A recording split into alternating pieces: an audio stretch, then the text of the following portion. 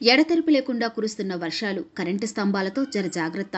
ప్రస్తుతం ఎడతెరిపి లేకుండా వర్షాలు కురుస్తున్నాయి. దీంతో ప్రజలు చాలా ఇబ్బందులు ఎదుర్కోవాల్సి వస్తుంది. ఈ వర్షాల్లో తడవటం వలన అనేక వ్యాధులు వచ్చే అవకాశం ఉంటుంది. అందువలన చాలా జాగ్రత్తగా ఉండాలని వైద్యులు హెచ్చరిస్తున్నారు. అంతేకాకుండా నగరాల్లో చాలా మంది ఉద్యోగాల కోసం వెళ్తుంటారు. ఈ క్రమంలో కొందరు ఉదయం షిఫ్ట్ చేస్తే మరికొందరు నైట్ షిఫ్ట్లు చేస్తూ ఉంటారు. అయితే వారు వర్షంలో ఇంటికి వెళ్లవలసిన పరిస్థితి ఎదురవుతుంది. ఇలాంటి సందర్భంలో కొన్ని చోట్ల కరెంటు ఉండకపోవడం, మ్యాన్ హోల్ ఉందో తెలియకపోవడం, చెట్లు విరిగిపడడం, కరెంటు స్తంభాలు కరెంట్ షాక్ ఇవ్వడం వంటి ఇబ్బందులు ఎదురయ్యే ఛాన్స్ ఉంటుంది. అందువలన వర్షాకాలంలో కరెంటు స్తంభాల వద్ద చాలా జాగ్రత్తగా ఉండాలని సూచిస్తున్నారు నిపుణులు.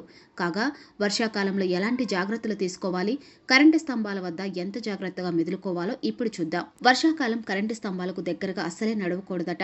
చేతులను ఎప్పుడు పొడిగా ఉంచుకోవటమే కాకుండా విద్యుత్ లైన్ల వద్ద అస్సలే బట్టలు ఆరపెట్టకూడదట.